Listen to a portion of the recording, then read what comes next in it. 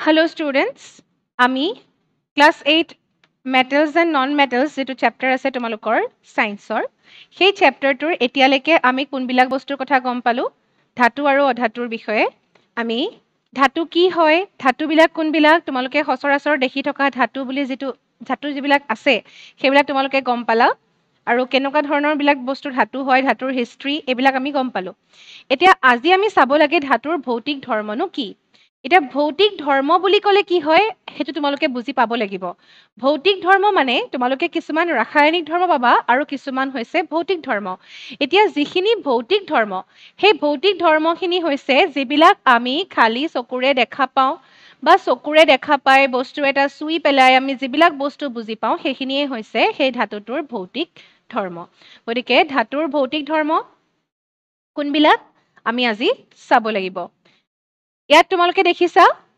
লাষ্ট্ৰাছ বুলি লিখা আছে লাষ্ট্ৰাছ মানে হৈছে চিকমিকনি ধাতুবিলাকৰ চিকমিকনি আছে তোমালোকে সোণৰ যিবিলাক গহনা দেখিছা জুৱেলাৰী বিলাক সেইবিলাক কি হয় চিকমিকাই থাকে ৰূপৰ বিলাক দেখিছা চিকমিকাই থাকে তেনেকে কপাৰ আইৰন মানে লোহা সিলভাৰ গোল্ড এইবিলাক বস্তু কি হয় চিকমিকনি আছে গতিকে ধাতুবিলাকৰ কি থাকে চিকমিকনি থাকে কিন্তু তোমালোকে লিখোতে কেনেকে লিখিবা বিশুদ্ধ অৱস্থাত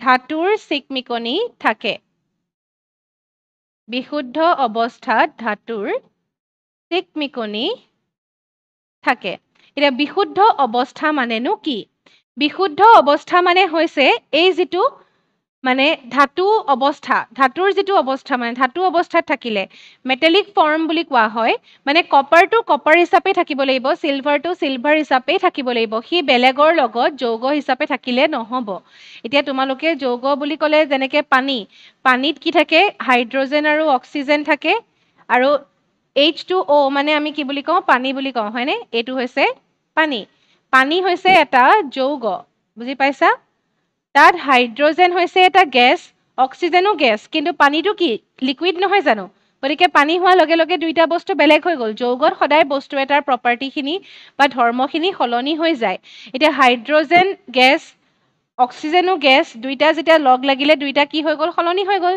H2O হৈ গ'ল তেনেকৈ ধাতুটো হে সলনি হলে নহব মানে ধাতুটো বিশুদ্ধ অৱস্থাত থাকিব লাগিব হি যৌগ অৱস্থাত থাকিলে নহব যেনেকৈ সোডিয়াম ক্লোৰাইড NaCl টো কি হয় নিমখ আমি নিমখ যে খাওঁ তাত আমাক মেটেল বা ধাতু খোৱা নিচিনা লাগে জানো কিন্তু তাতেও এটা মেটেল আছে হেতু কি সোডিয়াম মেটেলটো দেখিবলৈ কেনেকুৱা তোমালোকে অলৰেডি দেখিছিলা নাই দেখা যদি তোমালোকে আগতে ভিডিওটো চাইছিলা তে তোমাৰ গম পোৱা যে সোডিয়াম মেটেলটো কেনেকুৱা এনেকুৱা ৰঙৰ আছিল তোমাৰ সিলভাৰ কালাৰ নিচিনা কিন্তু আমাৰ নিমখখিনি কেনেকুৱা হয় বগা হয় বা তাৰ ধৰ্মটো আমি সোডিয়াম খোৱা নিচিনাটো নহয় কিন্তু তাত সোডিয়াম থাকে তাৰ ধৰ্মটো সলনি হৈ যায় গতিকে বিশুদ্ধ অৱস্থাত থাকিলে ধাতুবিলাকৰ কি থাকে চিকমিকনি থাকে হেতু তোমালোকে মনত ৰাখিবা যে বিশুদ্ধ অৱস্থাৰ কথাটো তোমালোকে ক'ব লাগিব তাৰ পাছত আহিলে কঠিনতা মানে কিমান এটা বস্তু কিমান হাৰ্ড কিমান কঠিন এইটো তোমালোকে দেখিছা সোডিয়াম হয় এখিনি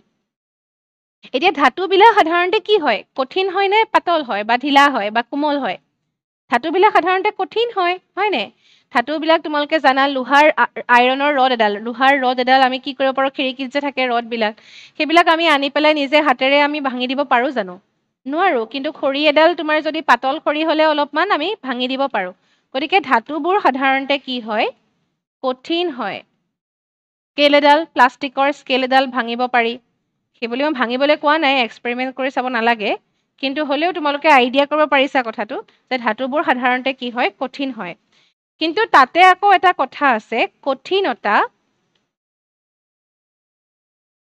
ধাতু সাপেক্ষে বেলেগ বেলেগ হয় মানে বেলেগ বেলেগ ধাতুৰ কাৰণে কঠিনতাও বেলেগ বেলেগ হ'ব এতিয়া লোহাৰ ৰড এডাল যিমান টান আইৰণৰ ৰড কপাৰৰ ৰড এডাল একেই টান নহবও পাৰে বেছি টানো হ'ব পাৰে বা কম টানো হ'ব পাৰে কঠিনতা কিমান হ'ব সেইটো ধাতুটোৰ ওপৰত নিৰ্ভৰ কৰিব সেইটোৱে এটা তোমালোকে গম পাবা যে ব্যতিক্ৰম বুলি লিখি দিছো মই সোডিয়াম দেখিছা তোমালোকে ইয়াৰ এইখন যিখন ছবি দেখাইছো মই তাত তোমালোকে দেখিছা এইটো হৈছে সোডিয়াম আৰু এই সোডিয়ামটো কি কৰিছে দেখিছানে ছুৰী এখন দি কাটি দিব পাৰিছে ছুৰী এখন দি সোডিয়ামটো কাটিছে মানে কি বুজিছা যে সোডিয়াম তেতিয়াহলে কি হয় কঠিন হয় নে পাতল হ'ব কোমল হ'ব সোডিয়াম আচলতে কোমল হয়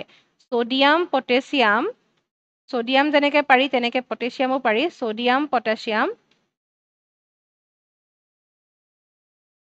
কোমল হোৱা বাবে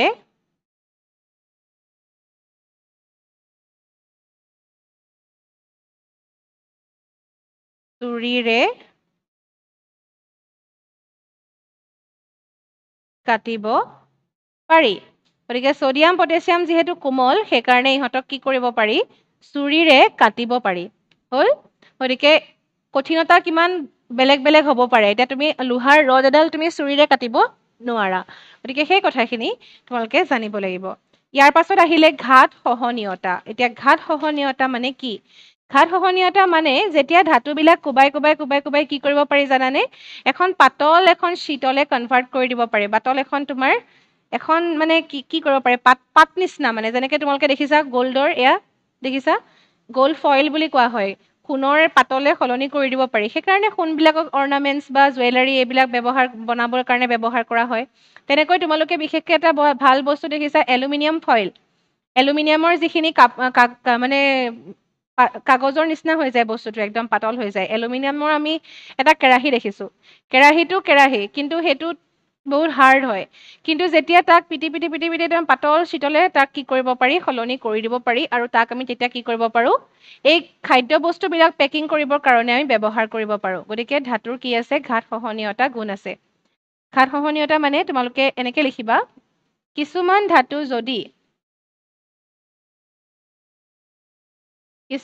ধাতু যদি জোৰেৰে পিটা হয় তেতিয়া কি হয় সেইবোৰক কি কৰিব পাৰি একোচতা পাতলৈ পৰিৱৰ্তন কৰিব পাৰি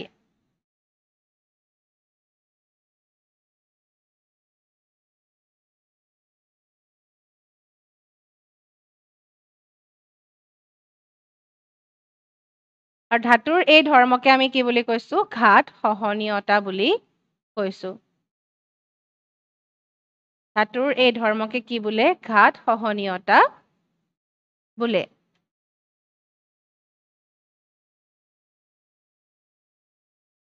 এতিয়া ঘাত সহনীয়তা গুণটো কাৰ আটাইতকৈ বেছি জানানে তোমালোকে দেখিছা এলুমিনিয়ামৰ ফইল আমি ব্যৱহাৰ কৰিব পাৰোঁ এলুমিনিয়ামৰ পাত নিচিনা ব্যৱহাৰ কৰিব পাৰোঁ কেতিয়াবা তোমালোকে কিছুমান মিঠাইত দেখিছা একদম পাতল এটা চিলভাৰ কালাৰৰ কোটিং থাকে সেইটো হৈছে কি ৰূপৰ ফইলবিলাক গতিকে সোণ আৰু ৰূপৰ কি থাকে আটাইতকৈ বেছি ঘাত সহনীয়তা গুণ থাকে সোণ আৰু ৰূপৰ ঘাত সহনীয়তা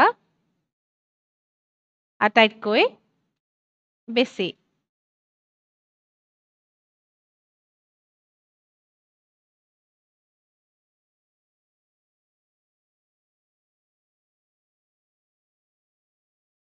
ইয়াৰ পাছত আহিলে নমনীয়তা গুণটো ঘাত সহনীয়তা যিটো ধৰ্ম তাৰ সৈতে একেই হয় অকণমান নমনীয়তা মানে আকৌ কি যেনেকৈ আমি এটা ধাতু কোবাই তাক আমি এখন পাতলে মানে সলনি কৰি দিছোঁ তেনেকৈ নমনীয়তা হৈছে যদি আমি ধাতু এটাক টানি থাকোঁ তেতিয়াহ'লে সি কি হৈ যায় এডাল ৰছীলে তাক আমি সলনি কৰিব পাৰোঁ বা তাঁৰলে আমি তাক সলনি কৰি পেলাব পাৰোঁ গতিকে সেইটো ধৰ্মকে কি বুলি কোৱা হয় নমনীয়তা বুলি কোৱা হয় গতিকে নমনীয়তা বুলি ক'লে আমি এতিয়া কি বুজিম ধাতুৰ যি ধৰ্মৰ বাবে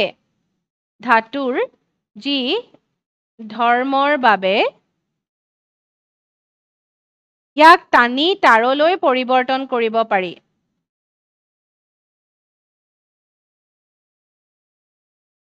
তাঁৰলৈ পৰিৱৰ্তন কৰিব পাৰি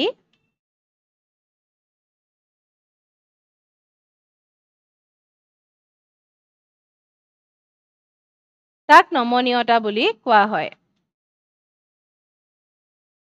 ধাতুৰ এটা ধৰ্ম আছে যাৰ কাৰণে আমি কি কৰিব পাৰোঁ তাক টানি পেলাই আমি কি কৰিব পাৰোঁ তাঁৰলে আমি সলনি কৰি পেলাব পাৰোঁ আৰু সেইটো ধৰ্মকে আমি কি বুলি কৈছোঁ নমনীয়তা তোমালোকে ইয়াত দেখিছা ছবিখনত এডাল কেনেকুৱা এডাল কি হয় জানানে তোমালোকে এডাল সোণৰ তাঁৰ হয় আৰু এটা তোমালোকে কথা জানি আচৰিত হ'বা যদি আমি 1 গ্ৰাম সোণ লওঁ তাক যদি টানি দিয়া হয় তাক আমি এতিয়া নিজে আমি টানি পেলাই আচলতে কৰিব নোৱাৰোঁ তাক আচলতে যদি টানি পেলাই সেইকাৰণে মানে টানি দিয়া হয় যদি তেতিয়া কি কৰিব পাৰি জানানে তাক 2 কিলোমিটাৰ দীঘল তাৰলে আমি তাক সলনি কৰি পেলাব পাৰোঁ অকমান 1 গ্ৰাম সোণকেই আমি কি কৰিব পাৰোঁ 2 কিলোমিটাৰ দীঘল তাৰলে আমি সলনি কৰিব পাৰোঁ গতিকে সেইটো তাৰ নমনীয়তা গুণ আটাইতকৈ বেছি আচলতে সোণৰ কাৰণে সেইকাৰণে আমি তাক কি কৰিব পাৰোঁ জুৱেলাৰী বিলাক বনাবৰ কাৰণে বিভিন্ন ধৰণৰ অৰ্নামেণ্টছ এইবিলাক বনাবৰ কাৰণে তাক ব্যৱহাৰ কৰিব পাৰোঁ গতিকে তোমালোকে এই কথাটো লিখি থৈ দিবা এই এক্সেপশ্যনেল কেছ বা এক্সেপশ্যনেল বুলি নহয় আটাইতকৈ কাৰ নমনীয়তা গুণ বেছি সোণ আটাইতকৈ বেছি নমনীয় ধাতু আটাইতকৈ বেছি নমনীয় ধাতু তাৰ লগতে তোমালোকে এটা কথা লিখি থবা যে 1 গ্ৰাম সোণৰ পৰা 2 কিলোমিটাৰ দীঘল তাৰ প্ৰস্তুত কৰিব পাৰি গতিকে এইটো কথা তোমালোকে লিখি থৈ দিবা কিন্তু মই তোমালোকক এইখিনিতে দুটামান কুৱেশ্যন দিব খুজিছোঁ দুটামান কুৱেশ্যন তোমালোকে লিখি লোৱা সেই কুৱেশ্যন কেইটা হৈছে প্ৰথম কুৱেশ্যনটো হৈছে জুৱেলাৰী বনাবলৈ কিয় সোণ ব্যৱহাৰ কৰা হয় মই তোমালোকক এতিয়ালৈকে অলৰেডি কৈয়ে আছোঁ জুৱেলাৰী বনাবলৈ বা গহনা বনাবলৈ কিয় সোণ ব্যৱহাৰ কৰা হয় এই কথাষাৰ তোমালোকে লিখিবা এই প্ৰশ্নটোৰ উত্তৰ কৰিবা আৰু এটা কুৱেশ্যন মই এইখিনিতে লিখি দিছোঁ কপাৰ কিয় বৈদ্যুতিক তাৰত ব্যৱহাৰ কৰা হয় বৈদ্যুতিক তাৰত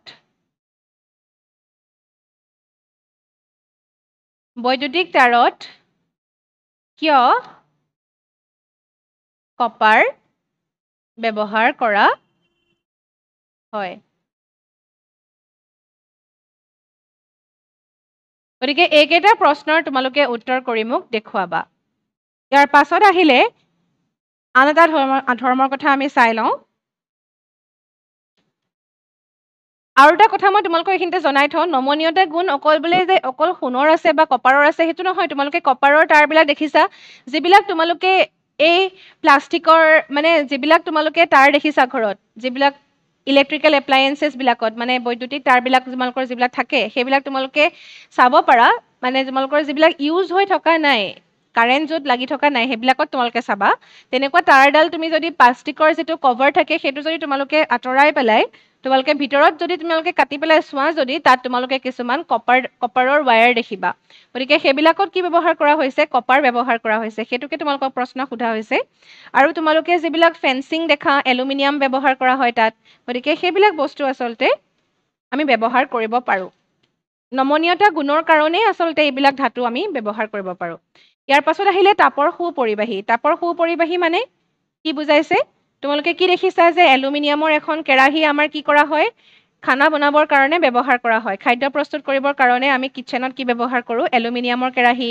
আইৰণৰ কেৰাহী ইত্যাদিবিলাক ব্যৱহাৰ কৰোঁ আৰু সেইটো কিয় ব্যৱহাৰ কৰিব পাৰিছোঁ কাৰণ সিহঁতি তাপৰ সুপৰিবাহী অৰ্থাৎ আমি যদি তলত হিট দিওঁ বা তাপ দিওঁ তেতিয়াহ'লে সেই কেৰাহীখনে কি কৰে ওপৰলৈ সেই তাপটো লৈ যাব পাৰে আৰু সেইকাৰণে তাত থকা খাদ্য বস্তুখিনি কি হ'ব পাৰে গৰম হৈ যায় গতিকে তাপৰ সুপৰিবাহী বুলি আমি ক'ব পাৰোঁ তোমালোকে লিখি থবা যে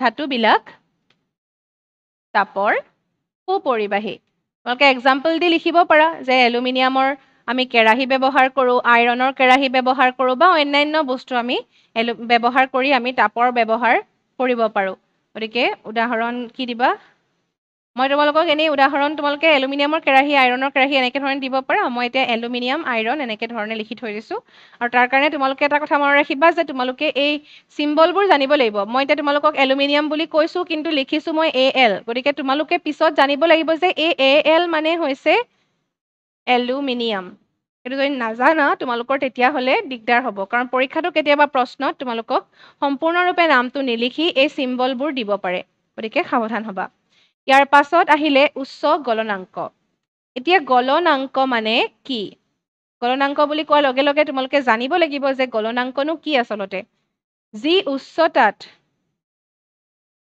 উষ্ণতাত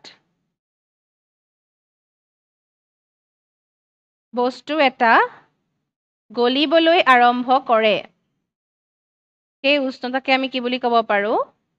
গলনাংক বুলি ক'ব পাৰোঁ। উতলাংক বুলি ক'লে কি বুজিবা? যি উষ্ণতাত বস্তু এটা উতলিবলৈ আৰম্ভ কৰে বা বাষ্প হ'বলৈ আৰম্ভ কৰে, সেইটোকে আমি কি বুলি কওঁ? উতলাংক। যেনেকৈ এতিয়া বৰফৰ গলনাংক কিমান? উদাহৰণস্বৰূপে বৰফৰ গলনাংক। বৰফ কেতিয়া গলে তোমালোকে জানানে? 0 ডিগ্ৰী চেণ্টিগ্ৰেডত বৰফ গলিবলৈ আৰম্ভ কৰে। তেনেকৈ প্ৰত্যেক বস্তুৰে গলনাংক বেলেগ বেলেগ। তেনেকৈ পানীৰ উতলাংক কি হ'ব? পানী কেতিয়া ভাপ হ'বলৈ আৰম্ভ কৰে? পানী কেতিয়া ভাপ হ'বলৈ আৰম্ভ কৰে? যেতিয়া 100 ডিগ্ৰী চেণ্টিগ্ৰেড পায়। পানীৰ উতলাংক কিমান? 100 ডিগ্ৰী চেণ্টিগ্ৰেড। এইটো তোমালোকে জানি থ'ব পাৰা যে পানীৰ উতলাংক।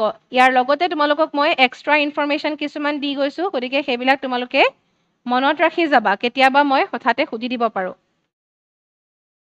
গতিকে তোমালোকে নিজে ভাবি চাবা, আমি যিহেতু যিবিলাক বস্তু আমি ব্যৱহাৰ কৰোঁ মেটেলৰ মানে ধাতুৰ যিবিলাক বস্তু আমি ব্যৱহাৰ কৰোঁ, যেনেকৈ বাচন বৰ্তনত, যদি আমাৰ যিবিলাক ধাতু থাকে, সেইবিলাক ধাতুৰ যদি গলনাংক কম হয়, মানে অলপমান গৰম কৰিলেই যদি সি গলি যায়, তেতিয়াহ'লে আমি দেখোন কেৰাহীখন যেতিয়া আমি জুইত দি দিম, তেতিয়াহ'লে সি যদি গলি যায়, আমি খানাই বনাব নোৱাৰিম।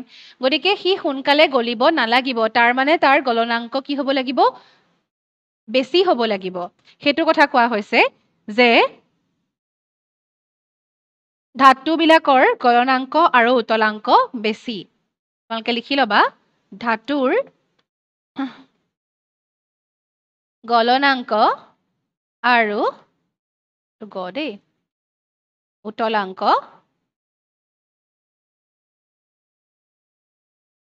বেছি। আৰু তোমালোকে ইয়াত যে ছবিখন দেখিছা, এইটো কি জানানে? তোমালোকে এইটো বাল্ব হয় আচলতে। ইয়াতে কি আছে? টাংষ্টেন। টাংষ্টেন এটা ধাতু হয়, আৰু সেই টাংষ্টেন ধাতুটোৰ গলনাংক আটাইতকৈ বেছি। টাংষ্টেনৰ গলনাংক আটাইতকৈ বেছি বুলি তোমালোকে লিখি থৈ দিবা। আৰু এইবিলাক কথা আচলতে সৰু সৰু প্ৰশ্ন সোধা হয়। পিছত মই কেতিয়াবা পৰীক্ষা ল'লে তোমালোকৰ এনেকুৱা ধৰণৰ প্ৰশ্ন দিব পাৰোঁ। গতিকে তোমালোকে এইবিলাক কথা ইগন'ৰ নকৰিবা। টাংষ্টেনৰ গলনাংক আটাইতকৈ বেছি। এইবিলাক কিহত ব্যৱহাৰ কৰা হয় বুলি কৈছোঁ? বাল্বত ব্যৱহাৰ কৰা হয়। তোমালোকে নিজে ভাবি চোৱা, বাল্ব এটা কি হয়? যেতিয়া জ্বলে, টাংষ্টেনৰ মাজেৰে যেতিয়া বিদ্যুৎ প্ৰবাহিত হয়, তেতিয়া কি হয়? সি অতিমাত্ৰা গৰম হয়, আৰু গৰম হোৱাৰ পাছত সি গলি নাযায় আচলতে। নগলি পেলাই সি কি হৈ যায়? যেনেকৈ তোমালোকে কয়লা জ্বলিলে কেনেকৈ পোহৰ ওলায় তাৰ পৰা, তেনেকৈ ইয়াৰ পৰাও পোহৰ ওলাই যায়। এই তাপ শক্তিখিনি কি হয়? পোহৰ শক্তিলৈ সলনি হৈ যায়। গতিকে টাংষ্টেনৰ গলনাংক সেইকাৰণে বেছি হোৱাটো বহুত প্ৰয়োজনীয়। নহ'লে কি হৈ যাব? বাল্বটো জ্বলোৱাৰ লগে লগে বাল্বটো গৰম হৈ হৈ সি গলি যাব। যদি গলি যায়, তেতিয়াহ'লেতো আমি আৰু কামত নাহিব। সেইকাৰণে ইয়াকে বুলি কোৱা হয় টাংষ্টেনৰ গলনাংক আটাইতকৈ বেছি। কিন্তু তোমালোকে ভাবাচোন, কোনবিলাক মেটেলৰ গলনাংক আটাইতকৈ কম হ'ব? ইয়াৰ আগতেই মই তোমালোকক কৈছিলোঁ যে ছ'ডিয়াম বা পটেছিয়াম, এইবিলাকৰ গলনাংক এইবিলাক কি আছিলে? খুব পাতল আছিলে, কোমল আছিলে। গতিকে ইহঁতৰ গলনাংক কি হ'ব? আটাইতকৈ কম হ'ব। ছ'ডিয়াম আৰু পটেছিয়ামৰ গলনাংক কম। তোমালোকক যদি কয় দুবিধ গলনাংক কম থকা ধাতুৰ উদাহৰণ দিয়া, তোমালোকে কি উদাহৰণ দিবা তেতিয়া? ছ'ডিয়াম আৰু পটাছিয়াম। তাৰ পাছত তোমালোকে ইয়াৰ পাছৰ টপিকটো হৈছে বিদ্যুতৰ সুপৰিবাহী।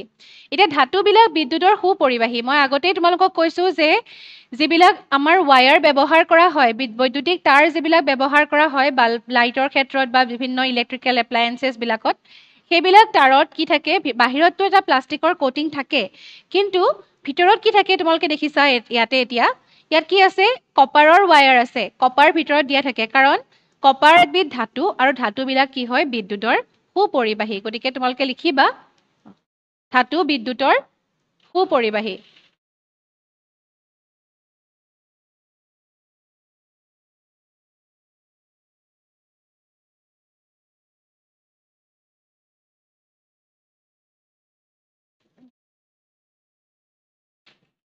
ধাতুবিলাক বিদ্যুতৰ সুপৰিবাহী। গতিকে তোমালোকক মই দুটামান ইয়াতে প্ৰশ্ন দিওঁ, তোমালোকে লিখি ল'বা। বৈদ্যুতিক তাঁৰৰ ওপৰত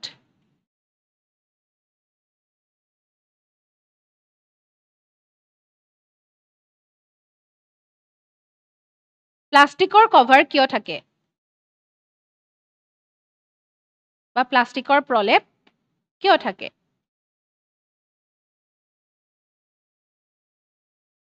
এইটো এটা প্ৰশ্ন। আৰু এটা প্ৰশ্ন তোমালোকে লৈ লোৱা যে বায়ু বিদ্যুতৰ সুপৰিবাহী, বায়ু বিদ্যুতৰ সুপৰিবাহী। এই কথাষাৰ শুদ্ধ নে অশুদ্ধ? যদি শুদ্ধ কিয় শুদ্ধ, আৰু যদি অশুদ্ধ কিয় অশুদ্ধ, তোমালোকে উদাহৰণৰ সহায়ত মোক বুজাই লিখি দেখাব লাগিব। গতিকে এইকেইটা প্ৰশ্নৰ উত্তৰ তোমালোকে কৰিবা। ইয়াৰ পাছত এটা আহিলে বৈদ্যুতিক সাৱধানতা। যিহেতু মই তোমালোকক বিদ্যুতৰ ক্ষেত্ৰত জড়িত কিছুমান কথা কৈ আছো, গতিকে তোমালোকে ইয়াত জনাটো দৰকাৰ যে বৈদ্যুতিক বস্তুবিলাক ব্যৱহাৰ কৰাৰ সময়ত আমি কি কি সাৱধানতা অৱলম্বন কৰিব লাগে। তোমালোকে দেখিছা যে তাঁৰডালৰ ওপৰত কিয় প্লাষ্টিকৰ প্ৰলেপ দিয়া হয়, মই তোমালোকক প্ৰশ্নও দিছোঁ, তাত তোমালোকে লিখিব লাগিব যে তাঁৰডালৰ মাজেদি যিহেতু বিদ্যুৎ প্ৰবাহিত হয়, গতিকে আমি যদি চুই দিওঁ তেতিয়াহ'লে আমাৰ শৰীৰটো বিদ্যুতৰ সুপৰিবাহী, গতিকে আমাৰ কি লাগিব? বৈদ্যুতিক শ্বক লাগিব। গতিকে আমি কি কৰিব নোৱাৰোঁ? সেইটো বস্তু হাতেৰে চুব নোৱাৰোঁ। কিন্তু যদি আমি অসাৱধানবশতঃ যদি আমি চুই দিওঁ তেতিয়াহ'লে কি হ'ব? তেতিয়াহ'লে আমাৰ শ্বক লাগি যাব পাৰে। সেইকাৰণে ওপৰত এটা প্লাষ্টিকৰ কভাৰ দিয়া হয়, যাতে বিদ্যুৎ প্ৰবাহিত হৈ থকা সময়ত যদি ভুলবশতঃ আমাৰ হাতখন লাগেও তেতিয়াও যাতে আমাৰ একো নহয়। আৰু এইবিলাক তোমালোকে দেখিছা, এইবিলাক কি হয়? বৈদ্যুতিক টুপি কিছুমান ব্যৱহাৰ কৰা হয়। বিভিন্ন ধৰণৰ তোমাৰ মানে বৈদ্যুতিক কিছুমান প্লাষ্টিকৰ টুপি ব্যৱহাৰ কৰা হয়, প্লাষ্টিকেৰে গঠিত। এইবিলাক ক'ত ব্যৱহাৰ কৰা হয় জানানে? যিবিলাক প্লাগ পইণ্ট থাকে বা তেনেকুৱা ইলেক্ট্ৰিকেল পইণ্ট যিবোৰ বাহিৰলৈ ওলাই থাকে, তাৰ ওপৰত এই কেপবোৰ লগাই দিয়ে। তেতিয়া কি হয়? বিদ্যুৎটো পাৰ হৈ আহিব নোৱাৰে। বৈদ্যুতিক প্লাষ্টিকৰ টুপি ব্যৱহাৰ কৰা হয়। গতিকে ক'ত ব্যৱহাৰ কৰা হয় তোমালোকে চাগে অলপ ধৰিব পাৰিছা। তোমালোকে যদি ঘৰত তোমালোকে প্লাগ পইণ্টবিলাক চোৱা, তাতো দেখিবা কিছুমান প্লাগ পইণ্ট আজিকালি এনেকুৱা থাকে যিবিলাক ভিতৰলৈ সোমাই থাকে। প্ৰয়োজন হোৱাৰ সময়ত ওপৰত এখন মানে কভাৰিং থাকে, সেই কভাৰখন আঁতৰাই পেলাই কি কৰিব পাৰি? তাত সোমোৱাই দিব পাৰি প্লাগটো। ঠিক তেনেকৈ এইবিলাক হাত মোজা, এনেকুৱা ধৰণৰ ৰাবাৰৰ মোজা, ৰবৰৰ কিছুমান মোজা ব্যৱহাৰ কৰে। যেতিয়া বিদ্যুতৰ লগত জড়িত কিবা কাম কৰিলে ৰবৰৰ মোজা ব্যৱহাৰ কৰা হয়। এইবিলাক হৈছে বিদ্যুতৰ ক্ষেত্ৰত ল'ব লগা কিছুমান সাৱধানতা। এইবিলাক তোমাৰ মেটেলৰ লগত জড়িত বুলি কথা নহয়, তোমালোকক জানিবৰ কাৰণে মই দুটামান পইণ্ট আচলতে দি দিলোঁ। ইয়াৰ পাছত আহিলে সনাদ। সনাদ মানে এতিয়া কি? তোমালোকে এই চিত্ৰখন দেখিছা? এই চিত্ৰখনত কি আছে? এটা ঘণ্টা আছে। তোমালোকে স্কুলত বেল বজাই শুনিছা। গতিকে এইবিলাক কিহৰ থাকে? বেলটো কিহৰ থাকে? কাঠৰ থাকে, প্লাষ্টিকৰ থাকে নে মেটেলৰ থাকে, ধাতুৰ থাকে? দেখিছা তোমালোকে কাঁহৰ বা এনেকুৱা পিতল বা এনেকুৱা ধৰণৰ ধাতৰ বা বেলেগ বেলেগ ধৰণৰ ধাতুৰ থাকে। কিয় থাকে? তোমালোকে ঘৰত যিবিলাক বাচন বৰ্তন থাকে, তাত তোমালোকে চামুচখনেৰে কোবাই চাবাচোন, যিবিলাক এলুমিনিয়ামৰ বাচন বৰ্তন, তাত এটা শব্দ হয়। কেনেকুৱা শব্দ হয়? টিং-টিঙীয়া শব্দ এটা হয়, ৰিং ৰিং শব্দ। গতিকে আমি যদি প্লাষ্টিকৰ বস্তুত কোবাওঁ তেতিয়াও শব্দ হ'ব, ধাপ ধাপ নিচিনা এটা শব্দ হয়। কাঠৰ বস্তুত কোবালেও শব্দ হয়। ধাতুৱে যে শব্দ কৰে সেইটো নহয়, ধাতুৱে কি শব্দ কৰে? ৰিং ৰিং শব্দ কৰে। সেইটোহে বেছি ইম্পৰ্টেণ্ট দেই। সেইটো তোমালোকে তেনেকৈ ধৰণে লিখিব লাগিব। ধাতুবোৰে ৰিং ৰিং শব্দৰ সৃষ্টি কৰিব পাৰে। তোমালোকে যদি অকল শব্দ লিখা তেতিয়াহ'লে ভুল হ'ব, কাৰণ মেক্সিমাম বস্তুৱে কি কৰে? শব্দৰ সৃষ্টি কৰেই, কিন্তু ৰিং ৰিং শব্দ প্ৰত্যেকে সৃষ্টি নকৰে। মানে যিটো হাই পিচ, টেংটেঙীয়া যিটো শব্দ, সেইটো শব্দ ৰিং ৰিং শব্দ সৃষ্টি কৰে। গতিকে সেইটো হৈ গ'ল ধাতুৰ সনাদ ধৰ্ম। তাৰপাছত উদাহৰণ দি দিবা আৰু ঘণ্টা, বাচন বৰ্তন, যিবিলাক আমি দৈনন্দিন জীৱনত দেখি থাকোঁ। তোমালোকে যদি আৰু এইবিলাক বস্তুৰ উদাহৰণ পোৱা, নিজৰ ফালৰ পৰা দি ল'বা। লাষ্ট এটা ধৰ্ম আছে, সেইটো হৈছে ঘনত্ব। এতিয়া ঘনত্ব মানে বস্তু এটা কিমান ঘন। ঘনত্ব বুলি ক'লে আমি কি বুজো জানানে? ঘনত্ব সমান ভৰ হৰণ আয়তন। তোমালোকক মই এইবিলাক কথা, বৰফ কেনেকৈ পানীত উপঙে বা তোমালোকক ফান ফেক্টৰ যিকেইটা ভিডিঅ' দিছোঁ, তাত তোমালোকক ঘনত্বৰ লগত জড়িত কিছুমান কথা বুজাইছোঁ। যিমানে ভৰ বাঢ়িব সিমানেই কি হ'ব? ঘনত্ব বাঢ়িব। মানে তোমালোকে ভাবা, এইটো এটা বক্স, এইটো এটা বক্স, একে সমান জোখৰ বক্স। ইয়াতে বস্তু যেনিবা ইমানকেইটা আছে আৰু এইটো বক্সত বস্তু ইমানখিনি আছে। এতিয়া কাৰ ঘনত্ব বেছি হ'ব? সমান আয়তনৰ বস্তু এটাত যদি বেছি বস্তু সোমাই থাকে তেতিয়াহ'লে তাৰ ঘনত্ব বেছি হ'ব, যিটোত বস্তুত বেছিকৈ বস্তু সোমাই আছে। তাৰমানে তোমালোকে ভাবা, তোমালোকৰ নিজৰ ঘৰত থকা হাবিখনত যিমান গছ থাকে আৰু যদি তোমালোকে নাম্বৰ হাবিলৈ যোৱা, তাত তোমালোকৰ কি দেখা পাবা? এটা ডিফাৰেঞ্চ পাবা। কোনখনৰ ঘনত্ব বেছি হ'ব? নাম্বৰ হাবিৰ ঘনত্ব বেছি হ'ব। তাৰমানে বেছি বস্তু সোমাই থাকিলে আমি তাক কি বুলি কওঁ? ঘন বুলি কওঁ। আৰু যিমানে তোমালোকে ভাবা, এটা বক্স এটাত তোমাৰ 3টা আপেল আছে আৰু এটা বক্সত তোমাৰ 100টা আপেল আছে। কোনটো বেছি গধুৰ হ'ব? যিটোত 100টা আপেল আছে। মানে ঘনত্ব বেছি হ'লে বস্তুটো বেছি গধুৰ হয়। গতিকে তোমালোকে কি ক'বা? মেটেলৰ কি হয়? ধাতুৰ ঘনত্ব বেছি, কাৰণ ধাতুবিলাক কি হয় গধুৰ নহয় জানো ঘনত্ব বেছি হোৱাৰ বাবে